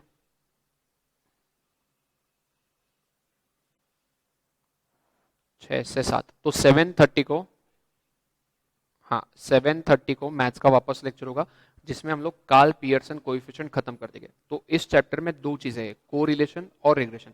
आज कोरिलेशन पूरा खत्म हो जाएगा, कल हम लोग रिग्रेशन खत्म कर देंगे। अभी तक जितना पढ़ा है उसमें डाउट है क्या? देखो, ये अभी फाइनल एकदम थोड़ा लास्ट लास्ट का टाइम बचा है, इसलिए मैं थोड़ा स्पीड ले रहा हूँ। तो आपको क्या करना है, घर पे अभी मैं जो पढ़ा रहा हूँ थोड़ा ट्राई करो, अगर इको के लेक्चर के पहले 6 बजे के पहले अगर टाइम मिले, हमने जितना पढ़ा है ना वो क्वेश्चंस एक बार देख लो, भले ही उसको सॉल्व मत करो। और उसमें भी वो पहला वाला जो क्वेश्चन था ना, बाइवेरिएट फ्रीक्वेंसी डिस्ट्रीब्यूशन, सारे फ्रीक्वेंसी को एक एक करके टैली मार्क कर रहे थे, वो नहीं किया तो भी चलेगा, वो मैंने सिर्फ समझाने के लिए किया है, वैसा क्वेश्चन आएगा नहीं। हमने पहले कॉन्करेंट का एक क्वेश्चन किया प्लस माइनस वाला, वो क्वेश्चन प्रैक्टिस करो। रैंक कोरिलेशन के हमने 3 क्वेश्चन किए, 3 क्वेश्चन। पहले 2 क्वेश्चन में सबके अलग अलग रैंक आ रहे थे, वो प्रैक्टिस करना। तीसरे क्वेश्चन में 2 इसके रैंक सेम आ रहे थे, उसका क्वेश्चन ठीक से प्रैक्टिस करना, जिसके जहां पे रैंक सेम आ रहा है वो क्वेश्चन प्रैक्टिस करो। और लास्ट में जो 3-4 वर्ड प्रॉब्लम्स किए उतना प्रैक्टिस करो। 1 घंटे में पूरा रिवीजन हो जाएगा, 1 घंटे में सब रिवाइज हो जाएगा। ट्राई करो 6 बजे इको का लेक्चर है, उससे पहले इतना रिवाइज करो 1 घंटा निकाल के, ठीक है? कर लोगे इतना?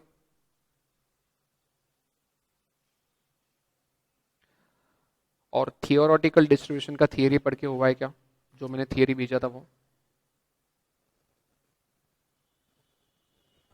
उसके बाद एक्सरसाइज ए सॉल्व किया उसका, वो चैप्टर का?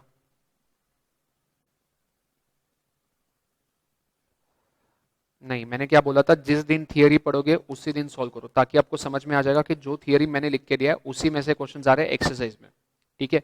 मैंने थियरी कैसे बनाया, जो भी मॉड्यूल में थियरी दिया उसको लिया है, और एक्सरसाइज में कुछ कुछ पॉइंट्स ऐसे थे जो मॉड्यूल में नहीं लिखे थे, वो भी मैंने उसमें लिख दिए। तो थियरी वापस से एक बार पढ़ो, उसको सिर्फ पढ़ना नहीं, उसको याद करना है क्या क्या लिखा है उसमें। और फिर एक्सरसाइज 6A, मतलब जो भी कौन सा चैप्टर था वो, उसका वो चैप्टर का एक्सरसाइज ए सॉल्व करना है। हाँ संजना बोलो। संजना आवाज नहीं आ रहा है आपका, जैसे बताओ कौन सा क्वेश्चन, क्वेश्चन नंबर बताओ।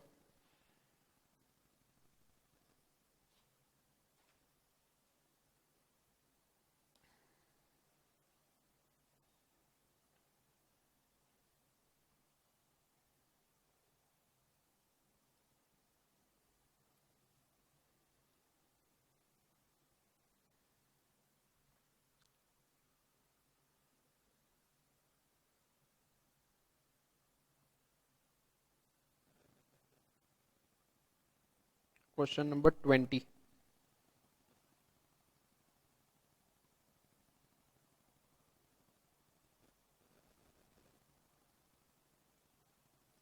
What is not a condition of Poisson model? What is not a condition of Poisson model? सबसे पहले तो पॉइजन मॉडल कब लगाना होता है, जब आपके नंबर ऑफ ट्रायल्स बहुत हो और जब आपकी प्रोबेबिलिटी ऑफ सक्सेस लो हो। ये 2 कंडीशंस थी, बराबर?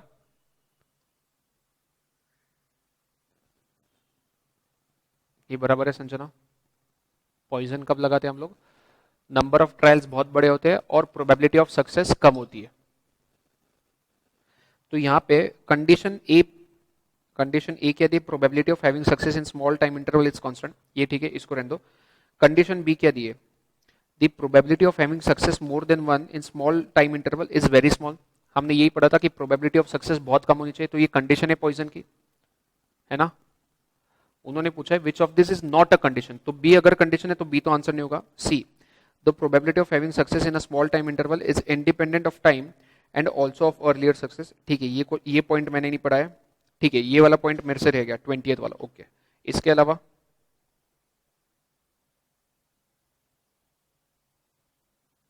अलावा और कुछ है? 20,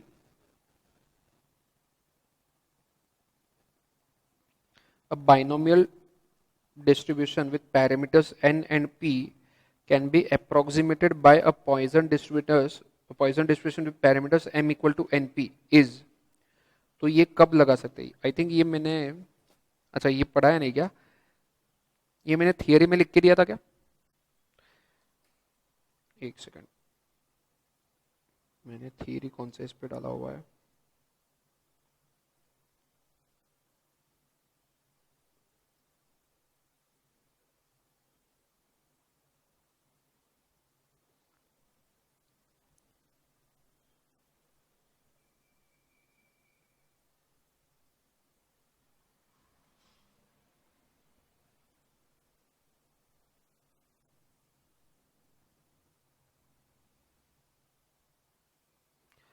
थियरी में, थियरी का पीडीएफ खोलना, ओपन करना संजना, थियरी वाला पीडीएफ मैंने जो भेजा था।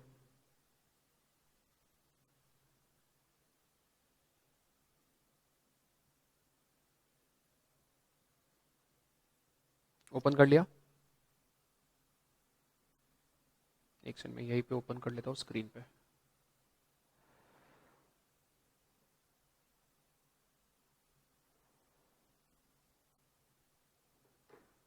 ओपन किया गया यहाँ पे, मेरे पास स्क्रीन पे ओपन नहीं करता है मुझे वो।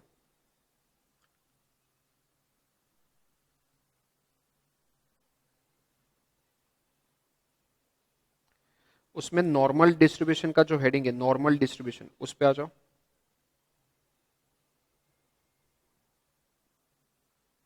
रुको एक मिनट, मैं ट्राई करता हूँ कि यहाँ पे ओपन होता है क्या।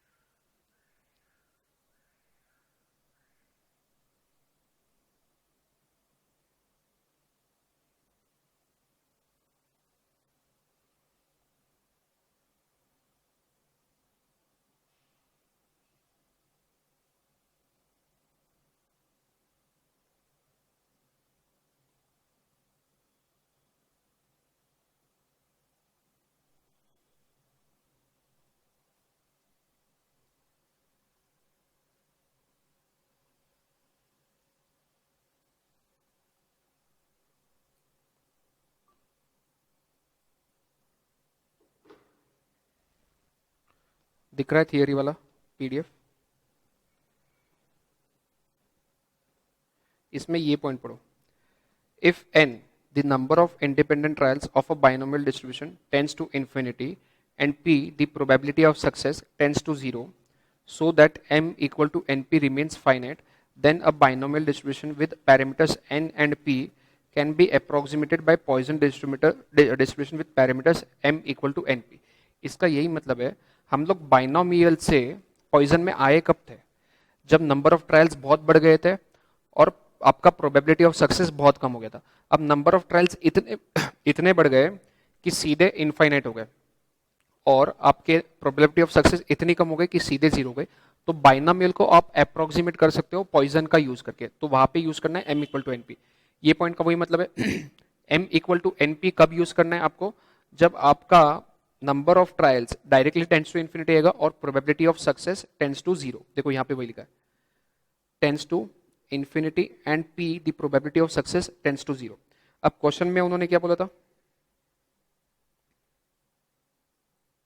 क्वेश्चन का गया, क्वेश्चन में उन्होंने बोला था a binomial distribution with parameters n and p can be approximated by Poisson distribution with parameter m equal to np। ये कब कर सकते हैं? अभी हमने पढ़ा जब number of trials direct infinite हो जाए और प्रोबेबिलिटी ऑफ सक्सेस जीरो हो जाए।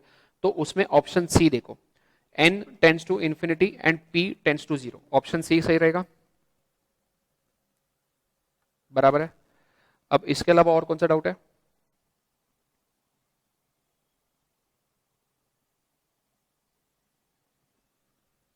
Twenty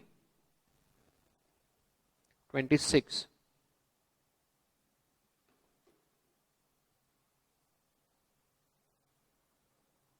for Poisson fitting to an observed frequency distribution we equate the Poisson parameter। अच्छा ठीक है, ये पॉइंट मुझसे रह गया।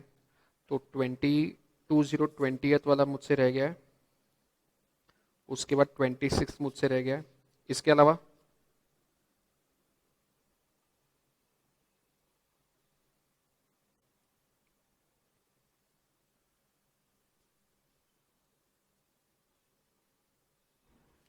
और कौन सा है?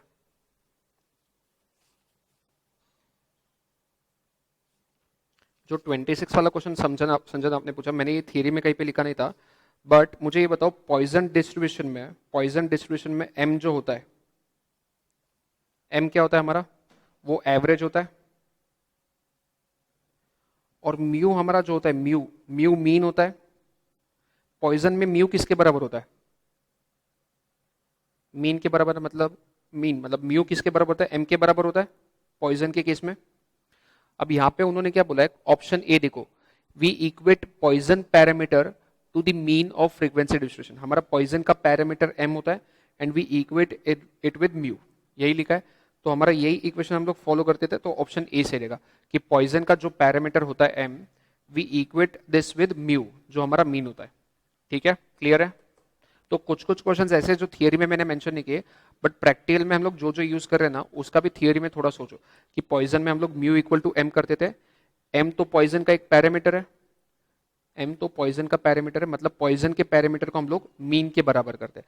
उन्होंने वही पूछा है, पॉइजन के पैरामीटर किसके बराबर करते हो, मीन के बराबर, मीडियन के बराबर या मोड के बराबर? तो ऑप्शन क्या रहेगा, मीन के बराबर। क्लियर है? और इसके अलावा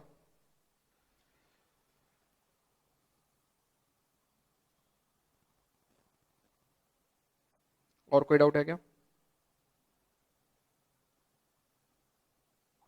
32।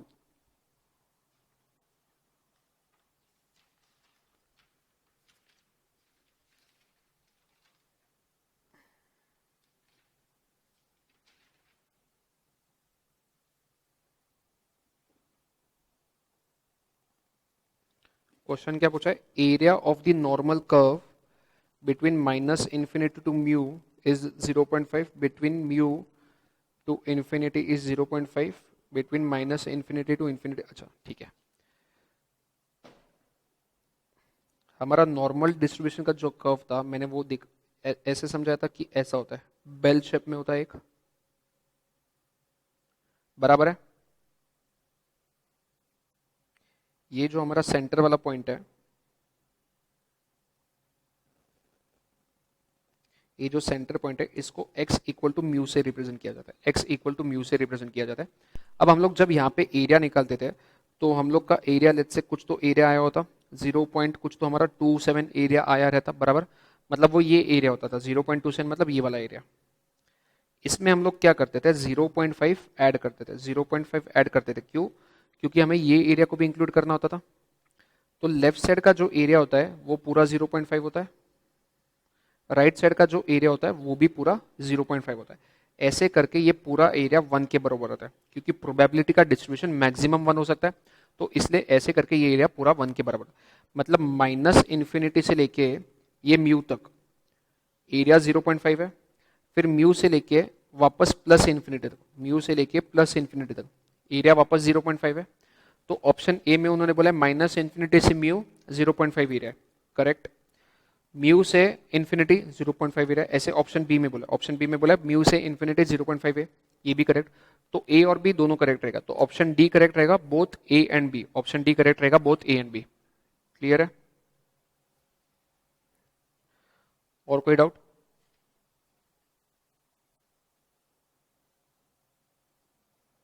और कोई डाउट है?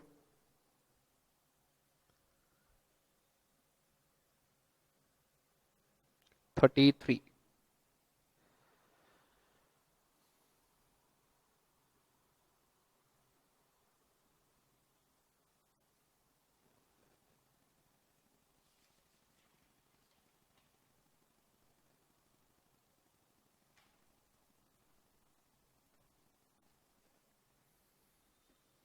The cumulative distribution function of a random variable x is given by।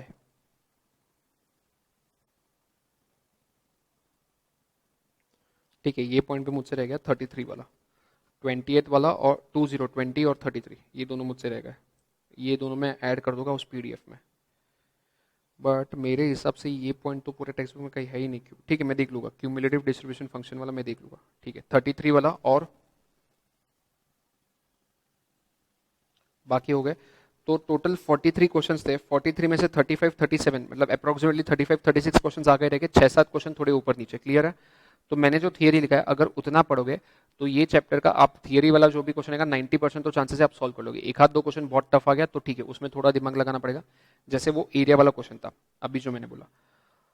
तो जितना थियरी मैंने दिया उतना पढ़ो। अब ये ऐसे प्रोसेस से आप कंफर्टेबल हो कि पहले मैं थियरी दे दूं, आप उसको पढ़ो, फिर आप क्वेश्चन करो, या फिर थियरी में क्लास में समझो, क्या करना है?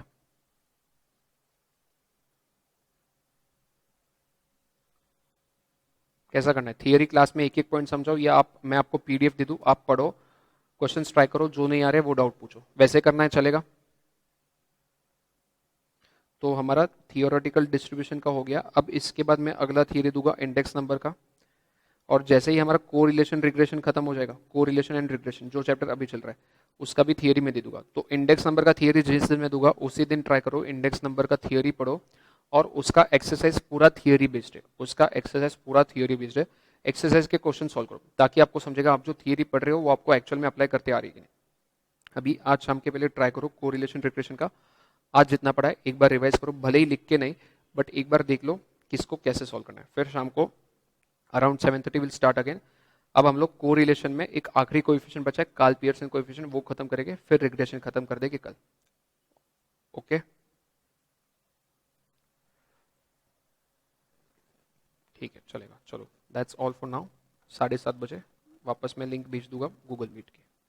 हाँ बोलो। 33 का आंसर ए है, बराबर है, ए है। आपने ये पढ़ा है कहीं पे मॉड्यूल में?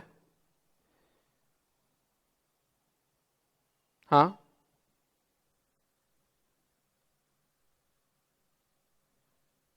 अच्छा अच्छा, नहीं नहीं ठीक है, इसका आंसर ए तो है। मैं एक बार वो वापस थियरी के इसमें ऐड कर दूंगा उसका।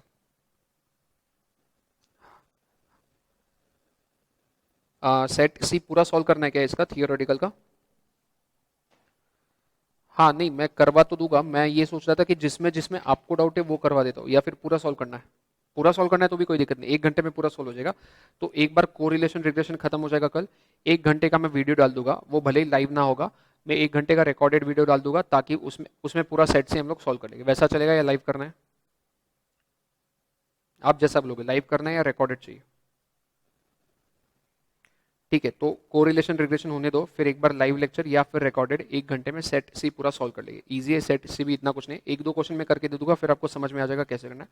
तो पूरा सेट सी हम लोग कर लेंगे। और कोई डाउट?